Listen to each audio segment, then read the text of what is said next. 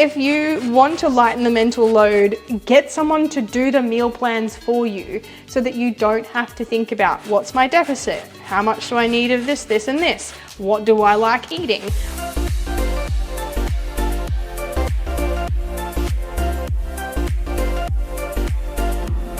Hello and welcome to another vlog on YouTube and podcast on Spotify by the Fit Minds podcast. Coach Mariah Jean here.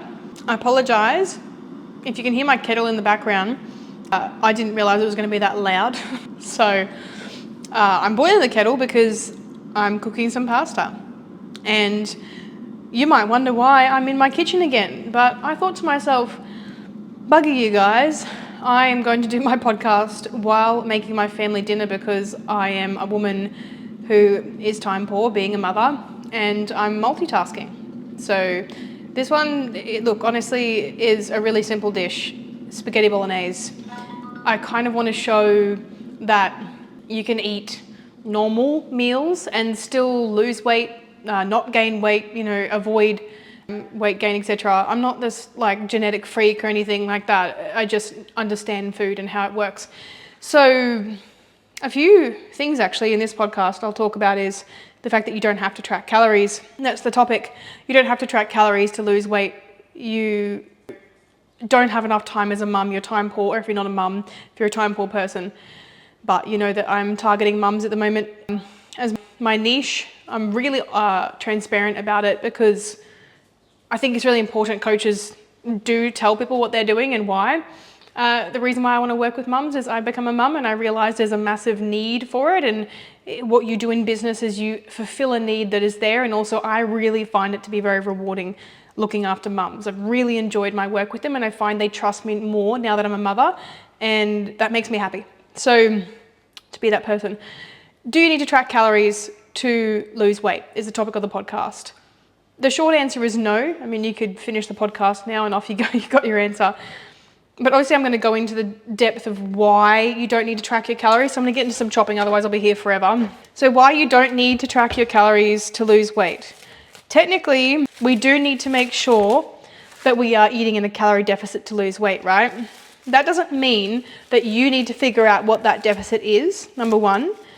Number two, you can learn lessons from a coach, from a nutritionist, preferably, obviously, if it's about food, that teach you and show you how to lose weight, especially if you're just an everyday person, you're not doing a comp prep, it's not something extreme like a sport of some sort where things need to be more accurate. You're not doing a high rocks comp, So in that case, we have a lot more flexibility when it comes to macronutrients, which is things like, if I show you this is carbs, this is protein, meat is protein, pasta is carbs, for those listening on Spotify. And then there's fats, and there's a little bit of fats in this meat, but I'm going to add some cheese later to add some more fats. So when we think about general population, sorry if you can hear my chopping and grating in the background, when we think about general population, all that means is it's the reference to you guys, everyday people, unless you are what we would consider to be an athlete, someone training 5 to 6 times a week, and you've got like a goal where you want to compete in a sport, whether it be bodybuilding or, a CrossFit competition or high rocks or something like that, or it could be anything. You could be a rower, you could be a martial arts competitor, whatever it might be. So for everyday people with no specific goal other than I would like to lose some body fat and maybe see some more definition, you often hear people saying things like tone up. It's because they don't really understand that seeing definition is what you're looking for, which is body fat loss and muscle growth. So 2 separate processes which give you that toned look. So for everyday people, no, they don't need to track their calories, especially not mothers. Something I've discovered since becoming a mum was I tracked my calories, I think I was probably maybe 6 weeks postpartum when I got clearance for exercise, 5 or 6 weeks, and I started tracking my calories, and I probably tracked them for about a week. And I realized it was this massive epiphany that I had that I wasn't going to be able to do that. I wasn't going to be able to track my calories. Sure, I could plan my food when my daughter was on me.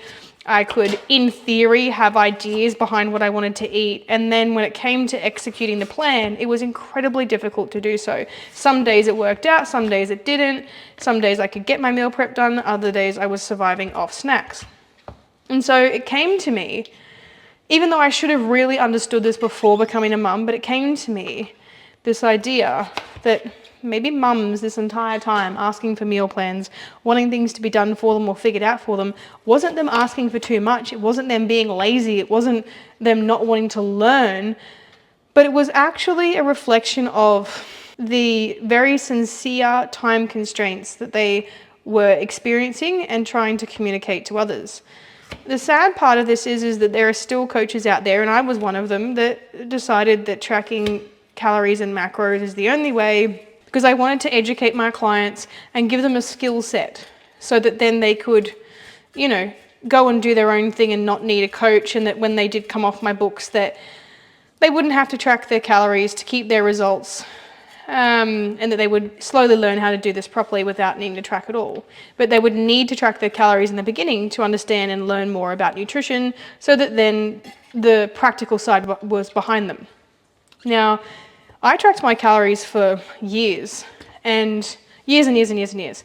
And I found that through tracking, I kind of became a little bit obsessed with numbers. Now, one of the benefits of not tracking my calories anymore is that I know what's in things, because one of the benefits of tracking was that, I learned. But the benefits of not tracking is that I didn't have this restriction. I don't have this set of really strict numbers to go by. I'm just putting this in the bin for those watching on YouTube. Oh, I've just dropped the pumpkin. It's going so well. And so it's like the downside, I'm gonna wash my hands playing with my hair. The downside to tracking is that you get obsessed with numbers, or you can become obsessed with numbers. The benefit is that it's a more accurate representation of what you're eating. And so, yes, you can make healthy choices and you can think about portions and everything like that, and you might be able to make a certain amount of progress. But this is where a lot of mothers get to a point of frustration, is because if they haven't tracked their calories before, if they haven't engaged in any sort of understanding of macro or micronutrients or calories because numbers scare them or they don't have the time, and that's fair, is that when they do try and make healthy choices and they try to not track their calories, or they try to lose weight without doing so, without tracking their calories, is that they don't get very far. So what can be done about that? In my case, because I already knew how to track calories previously, I had the knowledge of how to do it, and then also how to not do it, how to still lose weight. So I lost my 20 kilos without tracking calories. As I said, I tracked for the first 2 weeks and then I didn't. And then I lost 20 kilos in a year not tracking my calories. That's the first time I've ever done something like that. And for me, mentally, it was a very interesting position to be in, because I was scared of not getting the results that I wanted to get, because I'd only ever tracked before. Sorry guys, I'm grading. So I think the crazy part of all of this is that I've done it without even needing to think, but I had that knowledge. So how do mums do it without having the knowledge of tracking macros and calories? Because now you're thinking, maybe I don't need to track my macros and calories, but maybe I need to track them at some point to learn, and then eventually, not need to track, and I can just make decisions about food and estimate and whatever. Yes, but it takes quite a long time to get to that point. It takes a lot of experience. I had years of tracking and knowing what's in things, understanding that when you plateau, there's lots of reasons why you can, and knowing why you're plateauing, and knowing that maybe, if it isn't for another reason, being due for a period or something, that it might be your calories and how to cut them without even having to calculate them. So that's not something everyone has the luxury of knowing, and I understand that now. I know that I'm a nutritionist. I've spent the last 10 to 13 years dedicating my life to nutrition and training and helping other people. And for most people, that's not the center of their universe, right? Their everyday work requires them to expertise in something else. So why would I expect everyday mums who are already time poor, who are already pressed for energy, time, and give a fuck, how would I expect them to have this knowledge or have the capacity to build on it? They don't. And this is where eventually, as a nutritionist, your job is to progress someone to a point of nutritional, what we call numeracy. Literacy is just understanding nutrition, which is what we start off with. So basically, you imagine, it's your numbers and letters. But understanding why we do things, that's the literacy. The hard part is generally the numeracy, so understanding energy out and being able to calculate and, add things up and whatever. And really when you learn about it, you're like, oh, this is just puzzle pieces. It's not actually that hard to do. Admittedly, when I first started learning how to track, I was overwhelmed. Macros, I didn't understand macros. I understood calories pretty easily and energy in, energy out. But then I also didn't really understand that being at a deficit that was too low was quite bad for me. So that was another way that calories worked against me, tracking calories.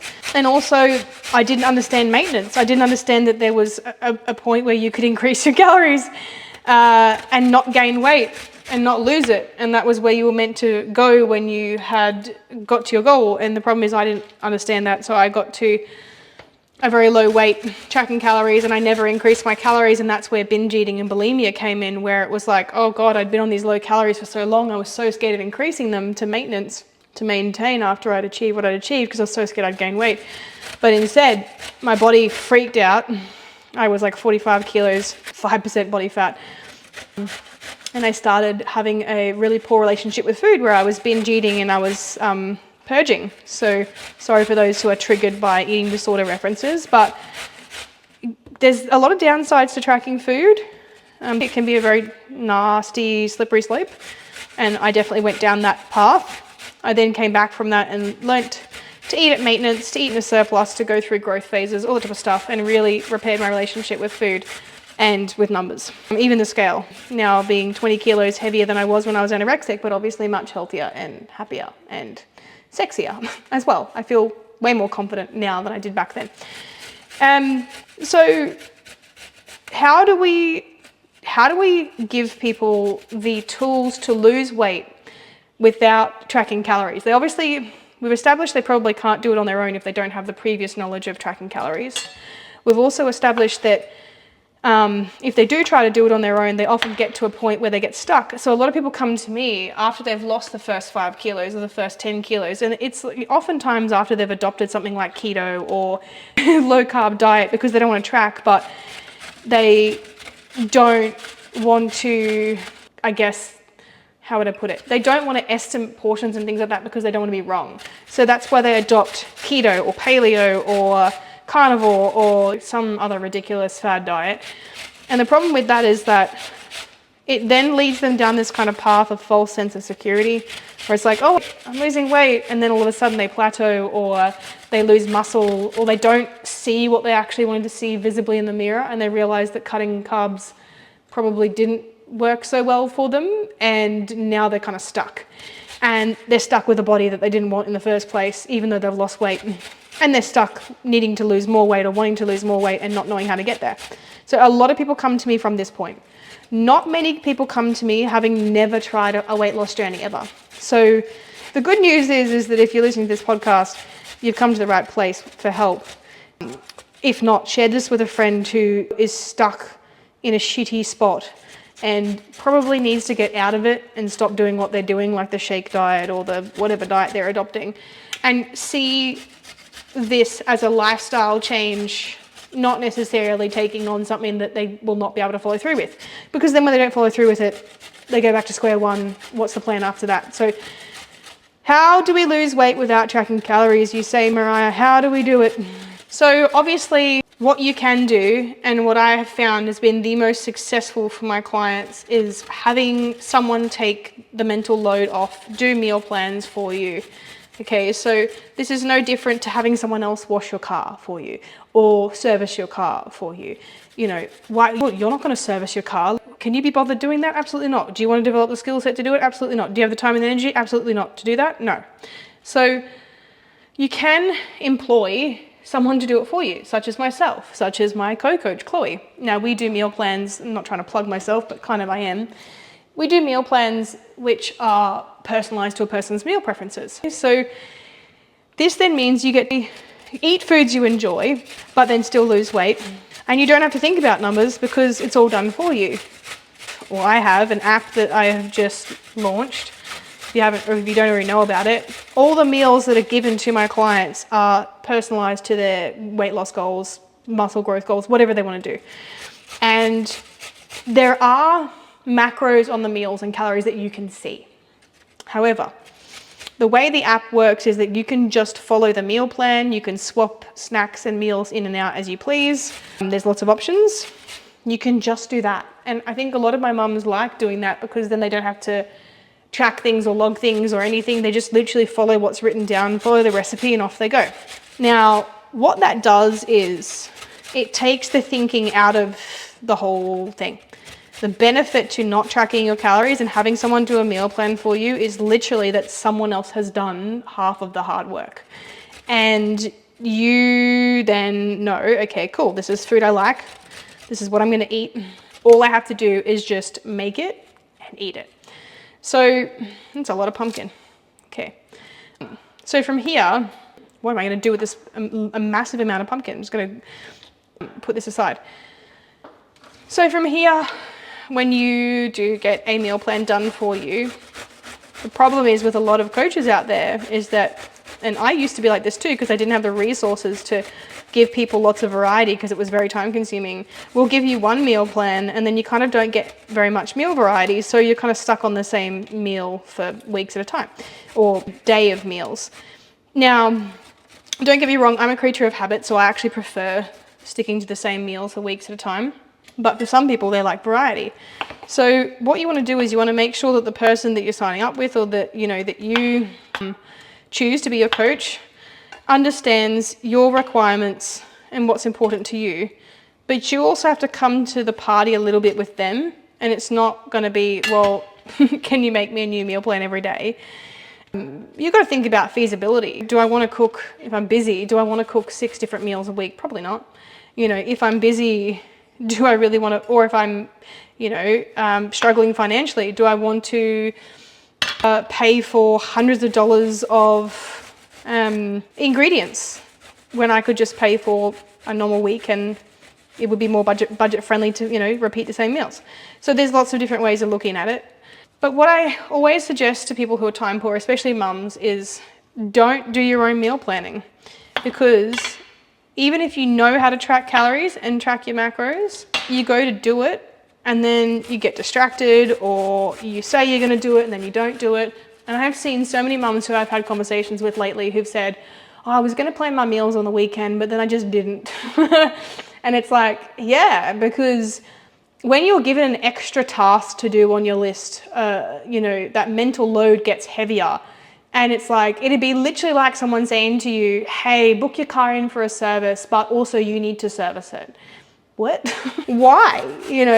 If you want to lighten the mental load, get someone to do the meal plans for you so that you don't have to think about what's my deficit? How much do I need of this, this, and this? What do I like eating? What can I afford in my budget?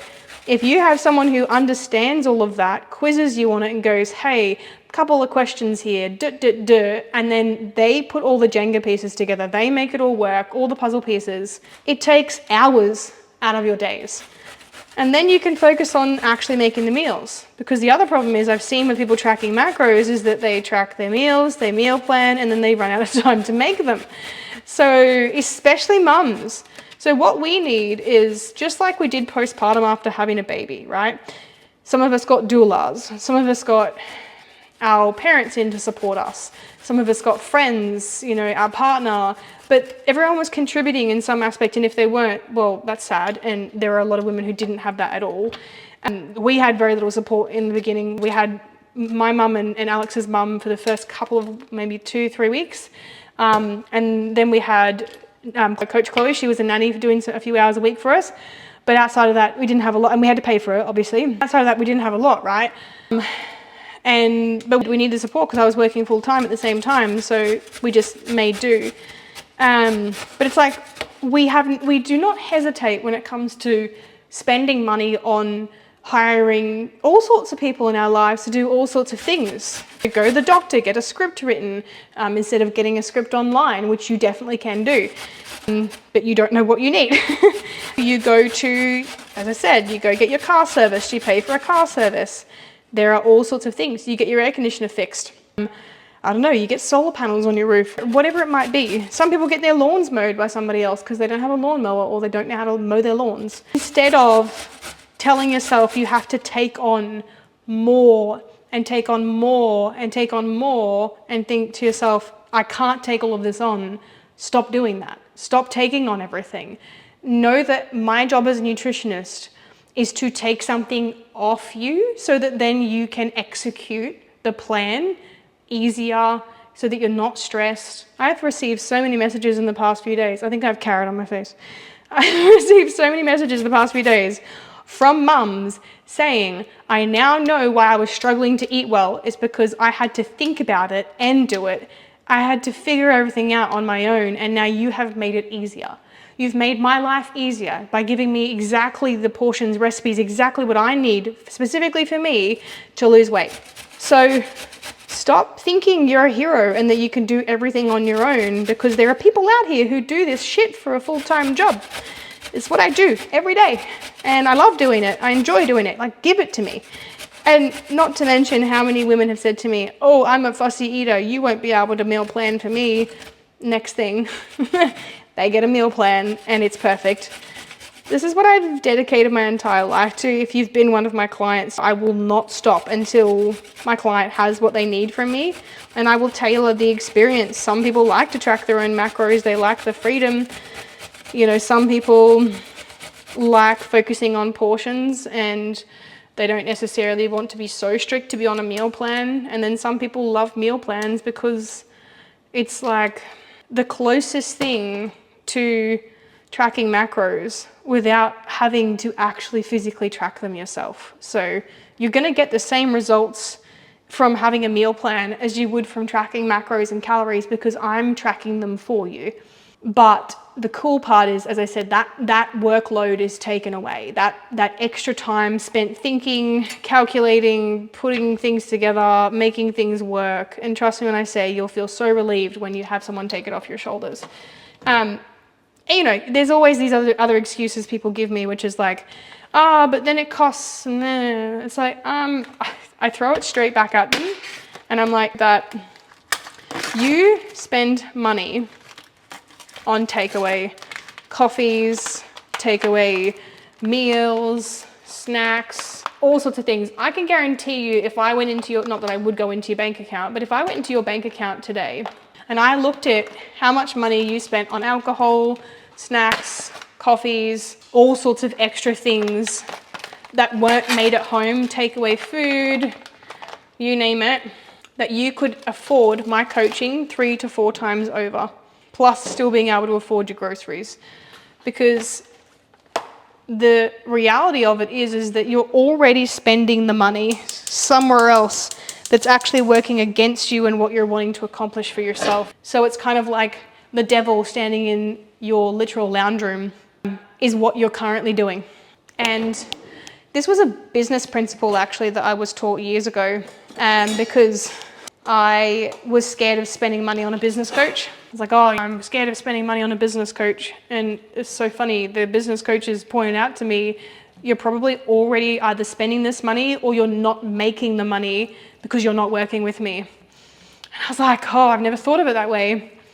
And it's true that imagine your time as a commodity. How much time have you wasted trying new diets, spending money on supplements, shakes, you name it, signing up for challenges that you never followed through with because it was too hard to do, or it was something that you couldn't continue doing afterwards. And the cool thing about what you do with me as a coach, you can see what I'm making right now.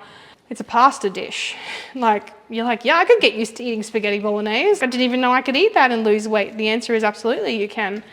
So there are plenty of people out there like me doing this, but I would say that there are not many out there trying to do this in a way that is feasible, doable, very affordable, and is actually going to save you money and save you time and give you back energy and give you back your confidence. So the things that you get back from this are an investment, because the thing is, right, you have to live and you have to exist in your mind and your body and your psyche every single day.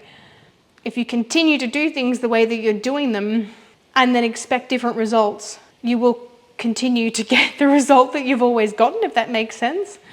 So convincing people to sign up and make a change in their life, it's actually quite difficult to do in the beginning. But once they do it, they never go back.